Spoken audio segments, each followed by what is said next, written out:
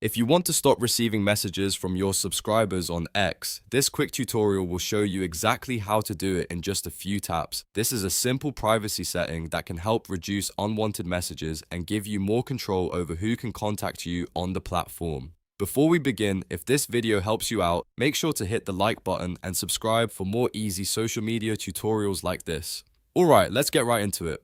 First, open X and look at the left navigation bar. Click on More. This will open up the additional menu options for your account. From there, click on Settings and Privacy. This is where X keeps most of your account controls, including privacy, security, and message settings. Once you're in Settings and Privacy, click on Privacy and Safety. This section lets you control how your account behaves and who can interact with you. Next, find and click on Chat. This is the area where your direct message and messaging permissions are managed. Now look for the option that says Allow messages from my subscribers. Toggle that setting off.